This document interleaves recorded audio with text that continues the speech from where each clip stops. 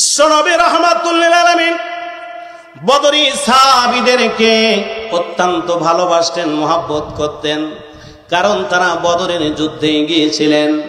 নিজেদের স্ত্রী, ছেলে মেয়ে, মা বাবা, ধন সম্পত্তি, সহায় সম্পত্তি, পৃথিবীর মায়া ত্যাগ করে আল্লাহ এবং তার রাসূলকে রাজি আর খুশি করার জন্য গিয়েছিলেন। বন্ধুরা আমার, যাদের ফিরে আসার মতো কোনো সম্ভাবনা ছিল না।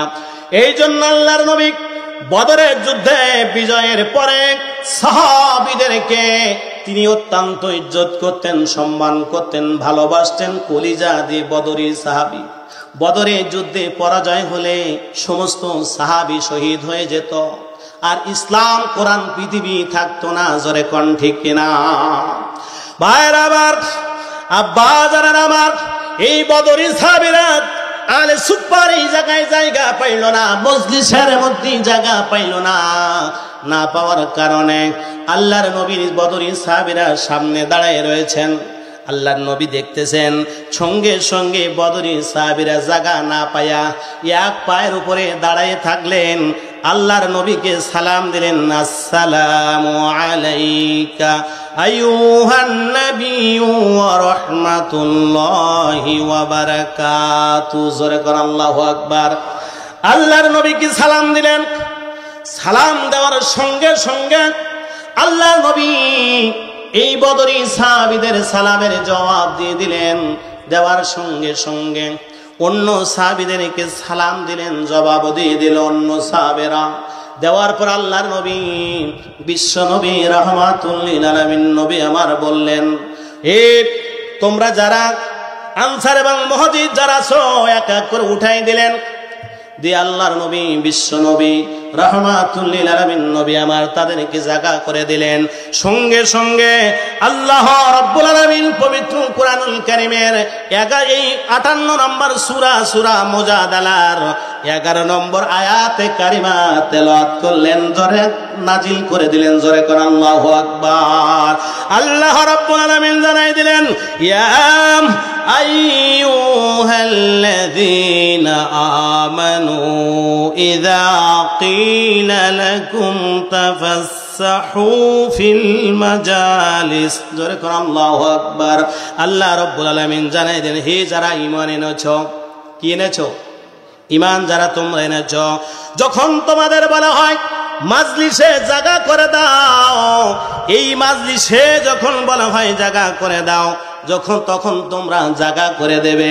এই জায়গা যদি তোমরা করে দাও, আল্লাহ রাব্বুল আলামিন তোমাদের দুনিয়াও জায়গা প্রশস্ত করে দিবেন, জমিন প্রশস্ত জমিন দিয়ে দেবেন। শুধু দুনিয়ায় প্রশস্ত আল্লাহ জমিন দান করবেন না, কিয়ামতের ময়দানে কঠিন মুসিবতের সময় আপনাদেরকে আমাদেরকে বড় বড় প্রশস্ত জায়গা দেবেন। জান্নাতের ভিতরে বড় প্রশস্ত জায়গার মালিক আপনাকে আমাকে আল্লাহ বানাই দিবেন। জোরে কোন আল্লাহু আকবার। ভাইরা আমার, বন্ধুরা আমার, এবার আসুন, এই আয়াত কারিমা নাজিল হলো। নাজিল হওয়ার সঙ্গে সঙ্গে বিশ্ব নবী রাহমাতুল লিল আলামিন নবীর উপর যখন আয়াত কারিমা নাজিল হয়েছে, হওয়ার সঙ্গে সঙ্গে আল্লাহর নবী সাহাবীদেরকে জানাই দিলেন, আমার ভাইরা, বন্ধুরা আমার, আব্বা জানেরা আমার, এবার বলুন তো, কোরআন হচ্ছে সবচেয়ে বড় এলেম, বড় এলেমের কিতাব। জোরে কোন ঠিক কিনা? কারণ আবু জেহেল বিশ্বনবী রাহমাতুল লিল আলামিন আগমন করেছেন। আগমন করার সময় আবু জেহেল হচ্ছে সবচেয়ে বড় জ্ঞানী ব্যক্তি ছিল। এই জন্য সমস্ত মক্কার লোকেরা তাকে বলতো আবু জেহেল অর্থাৎ জ্ঞানীর পিতা। আল্লাহ রাব্বুল আলামিন জানাই দিলেন, বললেন, না না না, ও আবু জেহেল জ্ঞানীদের পিতা না, ওর নাম হচ্ছে আবুল হাকাম, জ্ঞানীদের পিতা না, ও হচ্ছে আবু জেহেল মূর্খদের পিতা। কারণ কোরআনের জ্ঞান যার কাছে নাই, ও হচ্ছে মূর্খদের পিতা। জোরে কোন ঠিক কিনা? কোরআনের জ্ঞান হচ্ছে আসল জ্ঞান। ভাইরা আমার, এই কোরআনের জ্ঞান যাদের কাছে থাকে, আল্লাহ রাব্বুল আলামিন জানাই দিলেন, ইয়ারফাইল্লাহুল্লাযীনা আমানু মিনকুম ওয়াল্লাযীনা উতুল ইলম দারাজাত। জোরে করে আল্লাহু আকবার। আল্লাহ রাব্বুল আলামিন যাদের কোরআনের ইলম দান করেন, জ্ঞান দান করেন। এই কোরআনের ইলম জ্ঞান দান করার কারণে আল্লাহ রাব্বুল আলামিন তাদের দুনিয়ায় ইজ্জত বাড়ায় দেন, সম্মান বাড়ায় দেন, মর্যাদা বাড়ায় দেন। জোরে একবার কোন আল্লাহু আকবার। ভাইরা আমার, হযরতে আলী রাদিয়াল্লাহু তাআলা আনহুর খেলাফতের সময় উনি একজন যখন খেলাফত পরিচালনা করতেছেন, খেলাফত পরিচালনা করছেন মুসলিম জাহানের চতুর্থ খলিফা হযরতে আলী কারামুল্লাহ ওয়াজহু রাদিয়াল্লাহু তাআলা আনহু। ওনার জামানায় ওনার সময়কার একজন মানুষ, সে তার উট পালতো, কিন্তু উটের গাভিন হয় না, উট বাচ্চাও দেয় না। সমস্ত উটগুলো একটাও বাচ্চা দেয় না, খালি খায়। এতে উট ব্যবসায় লাভ হবে না ক্ষতি হবে? জোরে কর। এই জন্য ওই লোকটা চিন্তা করে, এতগুলো উট একটাও বাচ্চা দেয় না, দুধও বিক্রি করতে পারে না, তাহলে তার ব্যবসা তো আর থাকবে না। চালান ভুট যায় ভাই। এমন অবস্থা যখন হয়েছে, হওয়ার সঙ্গে সঙ্গে আল্লাহ রাব্বুল আলামিনের কাছে নিয়াত করেছে, মালিক আমার উটগুলো যদি গাভিন হয়, উটগুলো যদি বাচ্চা দেয়, একদিনে যত পরিমাণ দহন করলে যত উটের দুধ হবে, ওই দুধগুলো আমি মসজিদে নববীতে যেখানে আহলে সুফার সদস্যরা থাকে ওই জায়গায় দান করে দেব। জোরে কর আল্লাহু আকবার। এই নিয়াত যখন মনে মনে করেছেন, কেউ শোনে না, একজন শুনেছেন, তিনি কি? কিন্তু আমরা মানসিক করি, আপনার মানসিক করি, আমরা মান্নত করি। যখন কোনো বাচ্চা হয় না, বাবার বাজারে যে বলি, বাবা একটা ছেলে দাও, বড় একটা ওরজের সময় গরু জবাই করে দিয়ে যাব। বাবা আমার একটা মেয়ে দাও, একটা বড় গরু জবা করে দিয়ে যাব। এমনটা আমরা করি কিনা? করলে ইমান থাকবে, ইমান আছে ভাইয়েরা আমার। আবার অনেকে যায় ল্যাংটা বাবার কাছে, তার কোনো কাপড় নাই, চোপড় নাই, ওর নাম ল্যাংটা বাবা। ল্যাংটা বাবার দরবারে যাইয়া ও সারাদিন সারা জীবন গোসল করে না, ল্যাংটা থাকে, উলাঙ্গ। ল্যাংটা বাবার গায়ে যখন পানি দেয়, গায়ে দুর্গন্ধ, ওই পানিগুলো তার মুরিদি দিয়ে খায়। জোরে কোন ঠিক কিনা ভাই? এই ল্যাংটা বাবা। আবার শিকল বাবা আছে, এই শিকল বাবা সমস্ত শরীরই শিকল, নামাজ নাই, কালাম নাই, এমন ভণ্ড বাংলাদেশে আছে কিনা ভাই? এরপরে আছে বিড়ি বাবা, ওর কাজ আছে 24 ঘন্টা বিড়ি খাবা। ওর মুরিদ যারা, ওরা সবাই বিড়ি টানে। বিড়ি বাবার মুরিদ যারা হয়, ওর মুরিদিরাও সব বিড়ি খায়। জোরে কোন ঠিক না? এরপরে আছে পানি বাবা, তালা বাবা, ওর সমস্ত শরীরে সব তালা ঝোলানো, তালা বাবা।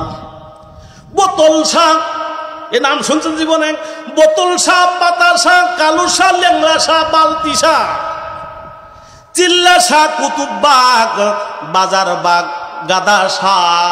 গাদা শাহ বলে ওদের পীর। গাদা শাহ যে হচ্ছে গাদা, ওর যায় মাজারে যে অনেকে মানত করে, টাকা দেয়, পয়সা দেয়, ওই জায়গায় যারা আসে সব সারাদিন গাজা টানে। জোরে কোন ঠিক কিনা? এরপরে তারা এই বিভিন্ন পীরের মাজারে যায়া, তাহলে পীরের মাজারে মানত করা যাবে? জোরে কোন যাবে?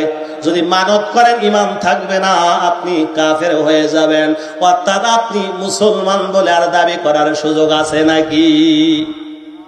ভাইয়েরা আমার, অনেক আছে খাজার নামে মাজার করে দেখায় ওরা খাজার শান। খাজার নামে মাজার করে দেখায় ওরা খাজার শান। দিনে করে ভণ্ডামি আর রাতে মারে গাজায় টান। ঠিক না?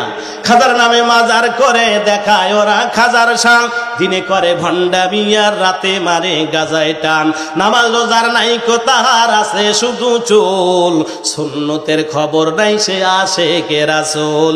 মাজারে সারা বেলা চলে শুধু গাজার মেলা। মাজারে সারা বেলা চলে শুধু গাজার মেলা। আমল শুধু ধ্বংস হবে, থাকবে না ঈমান।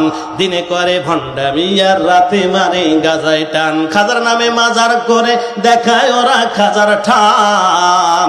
দিনে করে ভণ্ডামি আর রাতে মারে গাজায় টান। জোরে কোন ঠিক কিনা ভাইরা আমার?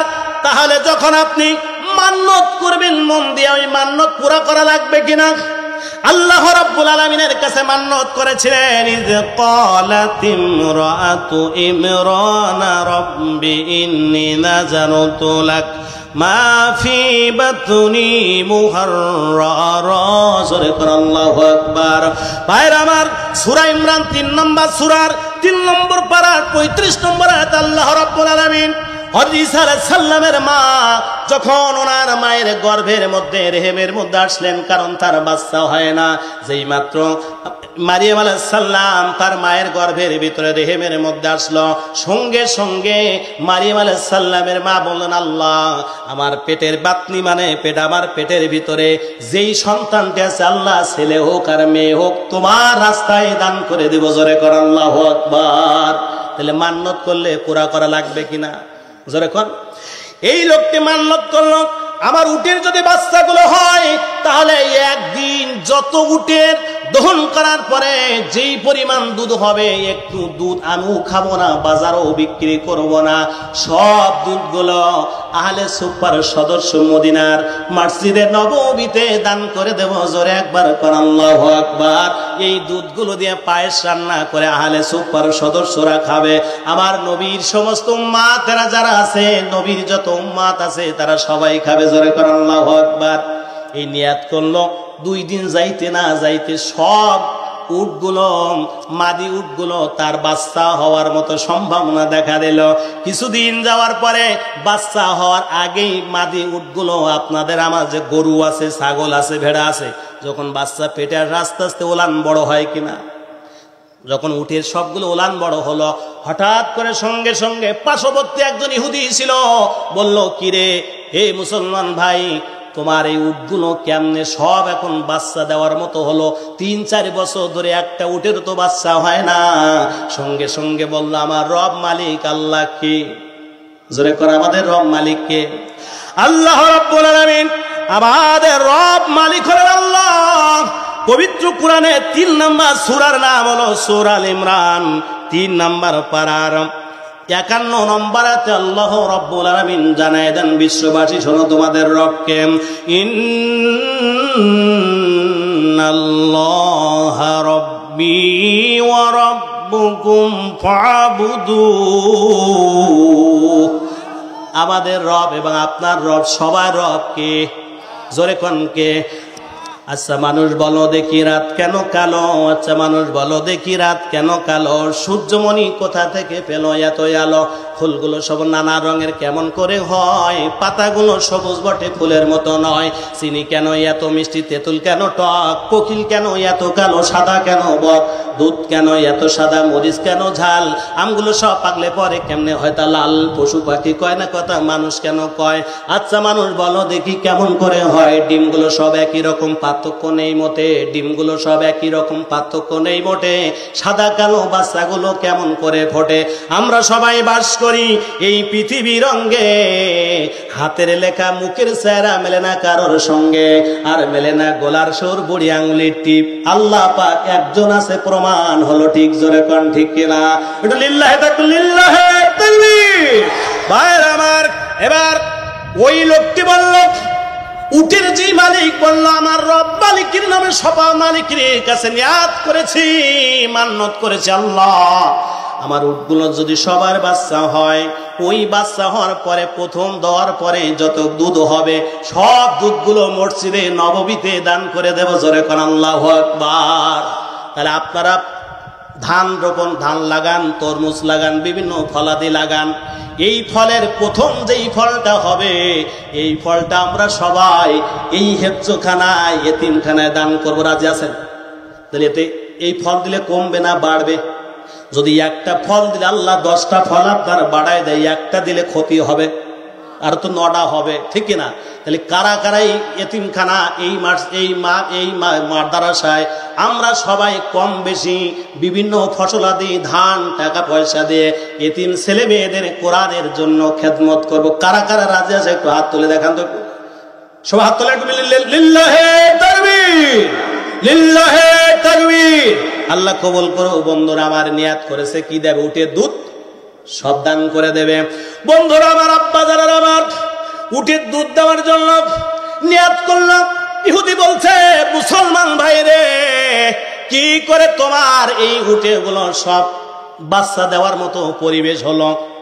মুসলমান বলে, আমি নিয়াত করেছি, মান্নত করেছি কার নামে? জোরে কোন কার নামে? তাহলে আমরা বাবার নামে, ন্যাংটা বাবা, তালা বাবা, পানি বাবা, গাদা শাহ, এই কাছে কি মান্নত করবো না আল্লাহর কাছে মান্নত করবেন? আল্লাহর কাছে মান্নত করতে হবে। আল্লাহ রাব্বুল আলামিন এই কথাটি সূরা দাহার ৭৬ নম্বর সূরা ২৯ নম্বর পারার ৭ নম্বর আয়াতে মহান মালিক জানাই দেন, ওয়াল ইউফু নুযুরহুম, জোরে কর আল্লাহু আকবার। আল্লাহ বললেন তোমরা যারা মান্নত করবা, মান্নত করলে পূর্ণ করতে হবে, মান্নত করলে পূর্ণ করতে হবে। অনেক গরিব মানুষ আছে, সামনে কুরবানি আসতেছে ভাইরা আমার, অনেকে রাগ করে বলে এবছর এই মসজিদের গোশত আর নেব না, আমি আগামী বছর যদি বেঁচে থাকি কুরবানি দেব, এরকম রাগ করে মুসলমান করে কিনা? যদি করেন আর আগামী বছর আপনি বেঁচে থাকেন, টাকা থাক আর না থাক, যদি আপনি কুরবানি না করেন তাহলে গুনাহ হবে না, সওয়াব হবে। এই জন্য নিয়াত করলে, মান্নত করলে আপনাকে ওটা দিতেই হবে ভাইরা আমার, আব্বা জানেন আমার। এবার ওই লোকটি যখন বলতেছে, ইহুদি বলছে, মুসলমান বলল আমি আল্লাহর নামে নিয়াত করেছি, বলল আমার দেবতা আমরা যে খোদা মানি, কত জায়গায় মানত করলাম, আমার কিছু শুয়োর আছে, কারণ ইহুদিরা বিধর্মীরা শুয়োর পালে, ওরা শুয়োর খাওয়া যায়, মুসলমানের জায়েজ আছে, আছে নাকি? বললো আমার শুয়োর আছে, কিন্তু ভাই মুসলমান ভাই আপনার মতো আমার শুয়োরগুলো বাচ্চা হয় না, ডেলিভারি করে না। আমি কত জায়গায় কত কবিরাজের কাছে গেলাম, ডাক্তারের কাছে গেলাম, হেকিমের কাছে গেলাম, যত ওষুধ খাবাই কোনো কাজ হয় না, একটাও বাচ্চা দেয় না। তাহলে তুমি কি নিয়াত করেছো? বলে আমি নিয়াত করেছি আমার উটের একদিনে যত দুধ হবে সব মসজিদে নববীতে দান করবো, জোরে কান আল্লাহু আকবার। এই জন্য আমিও, ও তখন কিছু বলল না, ও বাড়িতে যে মনে মনে নিয়ত করল আল্লাহ আল্লাহ বলে তোমাকে ডাকি। মুসলমানদের যে আল্লাহর নামে নিয়াত করার কারণে, মান্নত করার কারণে তার উটগুলো গাভীর হয়েছে, বাচ্চা দেওয়ার মতো পরিবেশ হয়েছে। আল্লাহ আমার সব খোদা বাদ দিয়া তোমার নামে মান্নত করলাম, যদি ওই মুসলমান যেমন একদিনের সমস্ত উটের দুধগুলো মসজিদে নববীতে দান করবে, আমার এই শুয়োরের প্রথম দিন যত দুধ হবে ওটা মসজিদে দান করব। নববীতে মুসলমান শুয়োরের দুধ খাইতে পারবে, জোরে কর। এখন ও নিয়াত করছে, কেউ জানে না, জানে কে? এখন ওরও বাচ্চা 2-3 দিন পরে দেখা গেল সমস্ত শুয়োরগুলো গাভীর হয়ে গেছে, বাচ্চা দেওয়ার মতো পরিবেশ হয়েছে। কারণ উটের বাচ্চা দিতে সময় বেশি লাগে, শুয়োর বাচ্চা ঘন ঘন দেয়, জোরে কোন ঠিক কিনা? এখন দুইজনের ঠিক একই টাইমে, যেদিন আপনার উট বাচ্চা দেছে, যেদিন বাচ্চা ডেলিভারি হয়েছে, মাদিনী উটগুলো বাচ্চা প্রসব করেছে, ওই ইহুদির সেই একই দিনে তার শুয়োরের গুলো সব মাদি শুয়োর গুলো বাচ্চা দিয়েছে, জোরে কোন আল্লাহু আকবার। এখন নিয়াত দুজনের কি? ও শুয়োরের দুধ সব মসজিদে নববীতে দেবে, মুসলমান খাইতে পারবো। আর মুসলমান নিয়াত করছে তার উটে যত দুধ সব একদিনের দুধ দিয়ে দেবে। মুসলমান এবার উট দহন, উটির সমস্ত দহন করার পরে একটা বড় পাত্র করে নিয়ে মাথায় করে যাচ্ছে মসজিদে নববীর দিকে, জোরে কর আল্লাহু আকবার। এবার শুনেছেন? জীবনে শোনেন না, দেরি করে দেখতে ভাই আমার, আব্বা জানেন আমার। এবার যখন ওই মাথায় করে নিয়ে যাচ্ছে ইহুদি, তাও সেও দন করেছে, কিন্তু কোথায় দেবে তো মুসলমানের সাথে বলে নাই। বলছে ভাই কোথাও যাও, তোমার দুধগুলো নিয়ে একটু দাঁড়াও, দুই ভাই একটু কথা বলে নি। মুসলমান তার উটের, তার মাথা থেকে উটের পাত্রটা রেখে দিলেন, দেওয়ার সঙ্গে সঙ্গে ইহুদি আর কোনো কথা না বলে ওর যে শুয়োরের দুধ ছিল ওই উটের দুধের মধ্যে ঢেলে দিয়েছে, জোরে কোন আল্লাহু আকবার। এবার বলুন মুসলমানের রাগ আর মাথায় না উঠে, কারণ যেই উটের দুধের শুয়োরের দুধ দিয়ে ওকে মসজিদে নববীতে নিতে পারবে, আর খাইতে পারবে? মুসলমান খাইতে পারবে? ভাইয়ের আমার, এটা হলো হওয়ার সঙ্গে সঙ্গে আলী রাদিয়াল্লাহু তাআলা আনহুর কাছে গেলাম। ও বলছে ভাই তুই আমার উটের দুধের মধ্যে তো শুয়োরের দুধ দিলি কেন? তুই মান্নত করিস, তুই আলাদা নিয়ে যাবি। বলছে আমি ইহুদি মানুষ, আমি ওই জায়গায় কি যাইতে পারি? আমি তো নিয়াত করি তোমার মসজিদে নববীতে তোমার মতো আমি শুয়োরের দুধ দান করব। আমি তো গিলি মুসলমান, সব তোমরা মুসলমান, আমি ইহুদি মানুষ, ভয়তে যাইতে পারছি না। এই যে তোমার দুধ যেহেতু মসজিদে নববীতে দিবা, আমার দুধ হচ্ছে মিক্সার করে দিচ্ছে, এইগুলো সব মুসলমান খাক। বলছে তাই কি হয়? আমার দুধগুলো তুই সর্বনাশ করেছিস। আলী রাদিয়াল্লাহু তাআলা আনহুকে চোখের পানি ছেড়ে দিয়ে কাঁদতে কাঁদতে গিয়ে বলছে, কারণ নিয়াত করেছে এই দুধ ফেলে দেওয়া যাবে। কারণ সব কি মুসলমানদের মসজিদে নববীর ওই আহলে সফ এবং সমস্ত সাহাবীদের উম্মতদেরকে খাওয়াতে হবে, ফেলেও দিতে পারে না। শুয়োরের দুধ মিশে গেছে, এখন ভাগ করবে কি করে? ভাগ কি করে করবে? ফেলেও দেওয়া যায় না।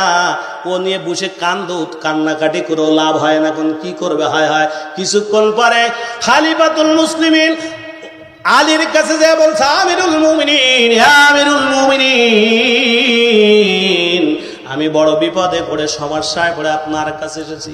বলেছে, কি হয়েছে রে তোর? বলছে, হুজুর আমার উটগুলো গাভিন হয় না, বাচ্চা দেয় না। নিয়াত করেছিলাম এক যদি বাচ্চা দেয় উটগুলো তাদের দহন করে যত দুধ হবে সব মসজিদে নববীতে দান করব, পায়েস রান্না করে সব মানুষের খাইতে দেব। কিন্তু ওই ইহুদি তার সেই সুরের দুধগুলো এর মধ্যে ঢুকাই দিছে, ঢেলে দিয়েছে। এখন আমি দুধ কি করব? বলছে, দুধ আমি আলাদা করে দেব। আলী রাদিয়াল্লাহু বলছে, দুধ আলাদা করে দেব। উটির দুধ একদিক যাবে আর শুয়োরের দুধ আলাদা করে দেব, তবে এখনো হবে না। এটা জুমার নামাজের পরে আমি ভাগ করে দেব। সমস্ত সাহাবী তোমরা সবাই, আল্লাহর নবীর যত সাহাবী এখনো বেঁচে আছে, ও নবীর উম্মত বলে যারা দাবি করো, তারা সবাই দেখতে পারবে। এটা হবে জুমার নামাজের পরে খোলা মাঠে। জোরে কোন আল্লাহু আকবার। ভাইরা আমার, ওদিকে প্রশ্ন কয়টা মনে আছে? ভাইরা আমার, এদিকে আলী রাদিয়াল্লাহু তাআলা সম্পর্কে নবী আমার বলেন, আনা মাদিনাতুল ইলম ওয়া আলী বাবুহা, আমি হলাম জ্ঞানের শহর, আর ওই শহরে ঢুকতে হলে একটা দরজা লাগে। সেই দরজার নামটা হলো আলী কারামুল্লাহ ওয়াজহু। জোরে কোন আল্লাহু আকবার। তাহলে আমার নবীর এলেম কত, নবীর জ্ঞান কত। আর ওই জায়গায় ঢুকতে হলে আলী ছাড়া ঢোকা যাবে? আলী কত বড় পাওয়ারের মানুষ, কত বড় জ্ঞানী মানুষ, কত বড় বিচক্ষণ মানুষ। কারণ তার কাছে একটা জিনিস আছে, আল কোরআন। জোরে কোন ঠিক কিনা মুসলমান? এই জন্য হেফজখানায় অসংখ্য হাফেজ কোরআন হেফজ করছে, পাকতি নিয়ে যাচ্ছে। এই হাফেজ কোরআনদের জন্য, আলেমদের জন্য আপনারা যদি মন উজাড় করে দিয়ে তাদের ভালোবাসতে পারেন, ওই হাফেজে কোরআন আলেমদের কারণে আল্লাহ রাব্বুল আলামিন আপনাদের আমল নামাটা সওয়াব দ্বারা ভরপুর করে দেবেন। জোরে একবার কোন আল্লাহু আকবার। নবী আমার বলেন, কারণ পৃথিবীর মধ্যে একটি লোক জীবনে একটা মিথ্যা কথা বলে নাই, তিনি হলেন আপনার নবী, আমার নবী। মক্কার মধ্যমণি, মদিনার শিরোমণি, দুলালিনী শামেনা শাহ মদিনা, মদিনার বিশ্বজ্যোতি, শান্তির অগ্রগতি, দুজাহানের বাদশা, আখিরি জামানার পয়গম্বর হযরতে মুহাম্মদ সাল্লাল্লাহু আলাইহি ওয়াসাল্লাম। জোরে কোন আল্লাহু আকবার।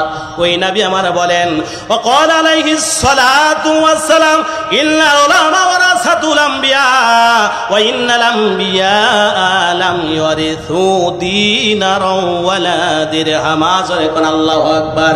নবী আমার বলেন, আমার পরে নিশ্চয় আলেমরা হলো আমার ওয়ারিস। এই কথা বলেছেন কি? জোরে কোন। নবী আমার বলেন, আলেমরা হলো ওয়ারিস। আল্লাহ রাব্বুল আলামিন পবিত্র কুরআনুল কারীমের 35 নম্বর সূরার নাম হলো সূরা ফাতির, 22 নম্বর পারা 18 নম্বর আয়াতের মধ্যে মহান মালিক জানাই দেন,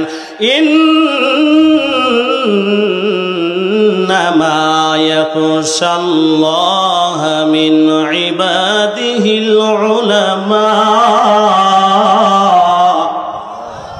এক একটি আয়াতে কারিমা তেলাওয়াত করব যখন, আমি আমার ডান হাতের শাহাদাত আঙ্গুলি দিয়ে ইশারা দেব তখন, আর আমি আমার ডান হাতের শাহাদাত আঙ্গুলি দিয়ে ইশারা দেব যখন, আপনারা আল্লাহু আকবার আওয়াজ দিবেন তখন। এই কর্মসূচি চলবে কতক্ষণ? আবার আলোচনা চলবে যতক্ষণ। এই কর্মসূচিতে রাজি আছেন যারা যারা মুসলমান, দুই হাত তুলে একটু আল্লাহকে দেখাই দেন তারা তারা। লিল্লাহে তাকবীর, লিল্লাহে তাকবীর, নারায়ে তাকবীর। হাত নামান বন্ধুরা আমার। নবী আমার বললেন, আলেমরা হলো আমার ওয়ারিস। আর আল্লাহ বলছেন, ইন্নামা ইয়াখশাল্লাহ, নিশ্চয় আলেমরা আল্লাহকে বেশি ভয় করে। আলেমরা কাকে বেশি ভয় করে?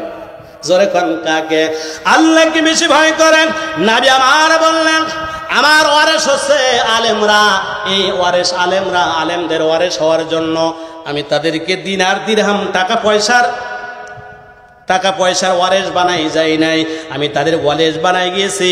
ওয়া ইন্নামা ওয়ারিসুল ইলম, অর্থাৎ জ্ঞানের ওয়ারেস বানাই গিয়েছি। জোরে কোন আল্লাহু আকবার। এরপরে নবী আমার বলেন ফামান আখাযাহু আখাযা বিহাযযিন ওয়া ফিরাফির। নবী আমার বলেন আর যেই ব্যক্তি এই ইলম অর্জন করবে সে তাজ্য সম্পদের একটি বড় অংশ আল্লাহ রাব্বুল আলামিন তার দান করবেন। যেই ইলমের জ্ঞান আমার নবীর জামাতা চতুর্থ খলিফা আলী কারামুল্লাহ ওয়াজহু রাদিয়াল্লাহু তাআলা কে দান করেছেন। জোরে কোন আল্লাহু আকবার। ভাইরা আমার, বন্ধুরা আমার, তাহলে এখানে যারা এই মাদ্রাসায় যারা পড়াশোনা করে তারা ভবিষ্যৎ আলেম হবে। জোরে কোন ঠিক কিনা? তাহলে আলেমদের আমরা টাকা দিয়ে পয়সা দিয়া খাওয়ায়া নিজেদের বাড়িতে লজিং রাখবেন। আপনার যদি একটা সন্তান বাড়তো, একটা সন্তান বেশি তো তার তো খাওয়া দেওয়া লাগতো। আপনার হাড়ির মধ্যে যেই ভাত আছে একটা হাফেজকে যদি আপনি 3 বেলা খাওয়ান বন্ধুরা, লজিং করে দেন, ওটা হাফেজ হওয়ার পরে ও যত কোরআন তেলাওয়াত করবে, ওর থেকে যত হাফেজ তৈরি হবে, ওর থেকে যত মানুষ কোরআন তেলাওয়াত করবে, প্রতিটা অক্ষরের বিনিময়ে 10টি করে নেকি আপনি আমি দুনিয়ায় না থাকলো কবরে কিয়ামত পর্যন্ত পাইতে থাকবো। জোরে কোন আল্লাহু আকবার।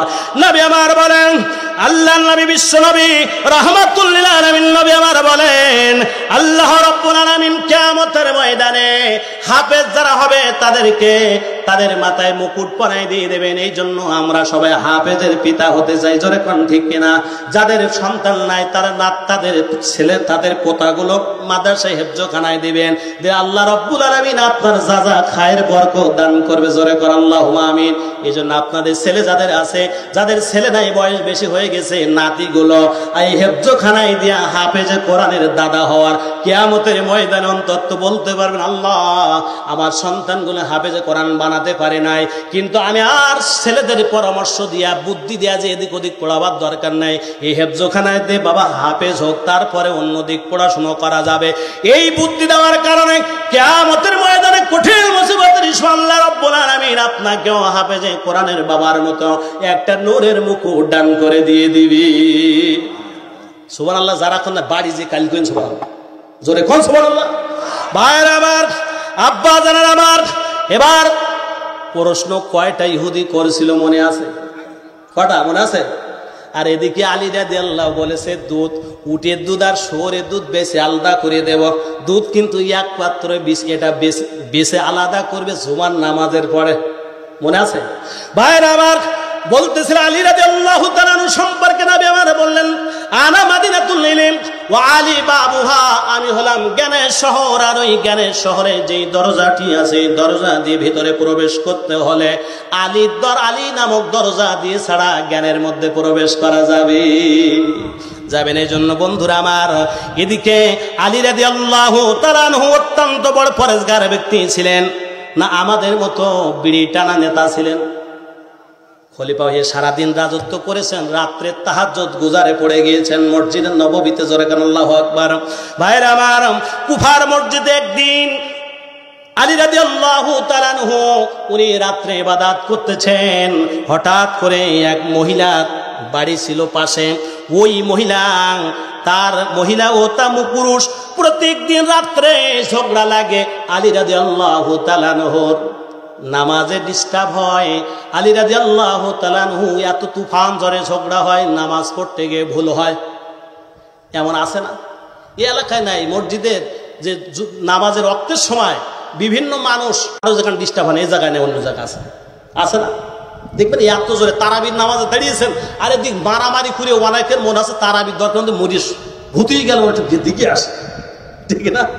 ভাইয়ের আমার, আব্বা জানেন আমার, আলী রাদিয়াল্লাহু তাআলা ওই মহিলার পুরো ঝগড়া করে, তুফান আকারে ঝগড়া করে। আলী রাদিয়াল্লাহু তাআলা সকাল হলে ফজরের নামাজের পরে তার রাষ্ট্রীয় পুলিশ দিয়ে বলল, পুলিশদেরকে বলল ওই বাড়িতে একজন পুরুষ আর একজন মহিলা আছে, ওদেরকে আমার দরবারে ডেকে আনো, হাজিরি করো। ওদেরকে ডেকে আনলেন, আনার পরে বলল তোমরা কি জন্য সারা রাত ঝগড়া করো, গন্ডগোল করো, স্বামী স্ত্রী দুইজন কি নিয়ে ঝগড়া মারামারি করো বলো তো দেখি। এই কথা যেই মাত্র বললেন, বলার সঙ্গে সঙ্গে কুফার এই বললেন তোমরা যে ঝগড়া করো পার্শ্ববর্তী যে লোকগুলো আছে তাদের ঘুমের ডিস্টার্ব হয়, গভীর রাত্রে সারা রাত যদি ঝগড়া করে, পাশে যাদের বাড়ি আছে ওদের কি ঘুম হবে? আর পাশে যদি মসজিদ থাকে ওখানে যারা রাত্রে রাত জেগে জেগে ইবাদত করে ঠিক মতো ইবাদত করতে পারবে? ভাইরা আমার, এবার বললে এই অধিকার তোমাদের কে দিয়েছে? খলিফাতুল মুসলিমিন আমিরুল মুমিনিন আলী রাদিয়াল্লাহু তাআলা আনহু বললেন, এই দরবারে যারা আছো তোমরা সবাই বের হয়ে যাও, আমি ওদের কাছ থেকে এখন কিছু গোপন কথা শুনবো। আপনারা শুনবেন, কিছু গোপন কথা শুনবো। এবার আলী রাদিয়াল্লাহু তাআলা আনহু বললেন, হে যুবক আর যুবতী, বলো তো দেখি তোমরা কেন এই গভীর রাত্রে ঝগড়া করো? সঙ্গে সঙ্গে পুরুষ বলছে, ইয়া আমিরুল মুমিনিন, আপনি শোনেন, আমার বিয়ের পরের থেকে, ইজাবার কবুল হওয়ার পরের থেকে আমি তাকে স্ত্রী বলে কোনো দিনের জন্য মনের থেকে মানতে পারি না। তার উপর আমার একটা ঘৃণা জন্মায়, তার স্ত্রী বলতে মনে চায় না, তার দিকে তাকাতেও মনে চায় না, তার গায়ে আজ পর্যন্ত কোনোদিন আমি স্পর্শও করি নাই। কত দিন গেল, কত মাস গেল, কোনোদিন স্পর্শ করি নাই, এই জন্য ঝগড়াঝাটি হয়। এরপর মহিলাকে বলল, মহিলা বলো তো দেখি কি জন্য মারামারি হয়? বলছে, হুজুর আমি মহিলা মানুষ, যেই মাত্র আমার মনের মধ্যে প্রেম জাগে স্বামীর জন্য, প্রেম জাগে, ভালোবাসার উদ্বেগ হয়, ভালোবাসা যখন জন্মায় ওই সময় হঠাৎ করে আমি মহিলা মানুষ অসুস্থ হয়ে যাই। মহিলার অসুস্থ হয় না? অসুস্থ হয়ে যায়, এত জোরে আমার ঋতুস্রাব শুরু হয়ে যায়, আর স্বামীর কাছে যাওয়ার মতো কোনো সুযোগ থাকে না। এইটা একদিন না দুই দিন না, রক্ত ঝরতে ঝরতে ব্লিডিং হতে হতে আমি অসুস্থ হয়ে গেছি হুজুর। আমি কত ডাক্তার দেখাইছি, কবিরাজ দেখেছি, ভালো হয় না। সঙ্গে সঙ্গে খলিফাতুল মুসলিমিন হযরত আলী কারামুল্লাহ বললেন, হে মহিলা, তোমার কাছে আমি একটা জিনিস প্রশ্ন করতে চাই, তুমি সঠিক কথা বলবা, মিথ্যা কথা বলবা না। বলে, হুজুর কি বলেন, আমি আপনার প্রশ্নের উত্তর দেব হুজুর। খলিফাতুল মুসলিমিন ওমর রাদিয়াল্লাহু তাআলা, খলিফাতুল মুসলিমিন আলী রাদিয়াল্লাহু তাআলা আনহু এবার বললেন, যুবক তুমি বিয়ের পর থেকে অবস্থা হলো, মহিলা তোমার অবস্থা হলো, বুঝলাম। এবার তোমার কাছে একটা প্রশ্ন আমি করতে চাই, বলো তো দেখি, তুমি বিয়ের আগে, তোমার বিয়ের পূর্বে একটা বকরি চড়াইতে, তুমি দূরে মাঠে বকরি চড়াইতে, আর একজন ছেলে, যুবক ছেলে বকরি চড়াইতো, ওই যুবক ছেলের প্রেমে পড়ে গিয়েছিলে, তুমি একসাথে মিলিত হয়েছিলেন। ওই মিলিত হওয়ার পরে তোমার গর্ভে একটা বাচ্চা জন্মাইছিল। 3-4 মাস পরে যখন তোমার মা বুঝতে পেরেছিল, দুনিয়ার কোন মানুষকে বুঝতে দেয় নাই, সমাজকে বুঝতে দেয় নাই, রাষ্ট্রকে বুঝতে দেয় নাই, পরিবারকে বুঝতে দেয় নাই, এই জন্য তোমার মা তোমাকে সর্বক্ষণ ঘরের ভিতরে রেখেছিল। মহিলা, যখন তোমার প্রসব বেদনা শুরু হয়ে গেল, ওই সময় গভীর রজনীতে তোমার মা তোমাকে জঙ্গলের ভিতরে নিয়ে ডেলিভারি করলেন, ধাত্রীর কাজটা করেছিল। এরপরে বাচ্চা যখন হয়ে গেল, তুমি বাচ্চা রেখে, যেহেতু মা, সন্তান যতই হোক অবৈধ, তাও তো ওই সন্তানের মা এই মহিলা, জোরে কোন ঠিক কিনা? প্রেম ভালোবাসা মহব্বতের কারণে ওই বাচ্চাটি রেখে যখন আসতে চায় না, ওর মা বলে, মা মারতে মারতে, যে অবৈধ কাম করছে, এই বাচ্চা নিয়ে বাড়িতে গেলে মুখ দেখানো যাবে না সমাজের। এটা এই এলাকায় নাই, শহরে বিভিন্ন জায়গায় ডাস্টবিনের ভিতরে বাচ্চা পাওয়া যায়, ওটা আসমান থেকে এসে পড়ে, ঠিক না ভাইরা আমার? এবার যখন ওই মেয়েটি তার বাচ্চার উপর মায়া হলো, মহব্বত হলো, ভালোবাসা হলো, প্রেম মহব্বত, আল্লাহ রাব্বুল আলামিন সমস্ত মা এবং বাবাকে তার সন্তানের উপর ভালোবাসা মহব্বত তৈরি করেছেন, জোরে কোন ঠিক কিনা?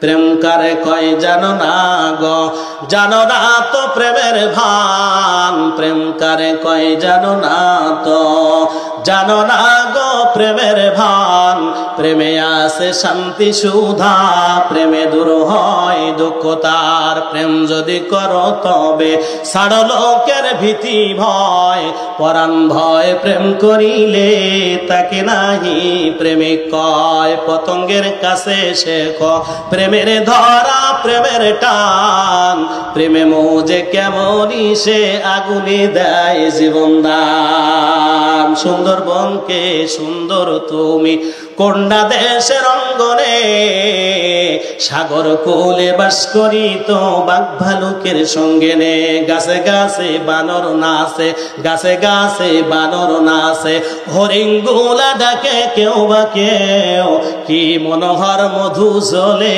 মৌসাকে জোরে কণ্ঠে কিনা ভাইয়ের আবার এবার ওই মহিলা তার সন্তান রেখে আসতে চায় না যেহেতু মা অবৈধ সন্তান হলো মা জোর করে নিয়ে যায় হঠাৎ করে ওই বাচ্চাটি একটা বাঘ এসে যখন ধরেছে বাচ্চাটিকে সঙ্গে সঙ্গে যেহেতু মা দূর থেকে দেখে তার এই মাত্র প্রসব করা বাচ্চাটা এই ছেলে সন্তানটি নিয়ে যখন চলে যায় সঙ্গে সঙ্গে মা তার মার কাছ থেকে ছেড়ে কেটে দৌড়াই আসে একটা পাথর নিয়ে বাঘের গায়ে মারছে ওই বাঘের গায়ে লাগার পরে নিচেই পড়ছে এত ঝিট ছিল ওই পাথরটি ওই সন্তানের মাথায় জায়গাঘাত হলো হওয়ার সঙ্গে সঙ্গে বাঘ ছেড়ে দিয়ে চলে গেল বাচ্চাটা যাওয়ার পরে খলিফাতুল মুসলিমিন আমিরুল মুমিনিন বলছে মহিলা তুমি যখন বাচ্চাটাকে নিয়ে যখন ওই মাথায় তোমার কাপড় ছিল একটা পট্টি বেঁধে দিয়েছিলে এ জায়গায় কেউ দেখে নাই ওই পট্টি বাঁধার পরে তোমার মার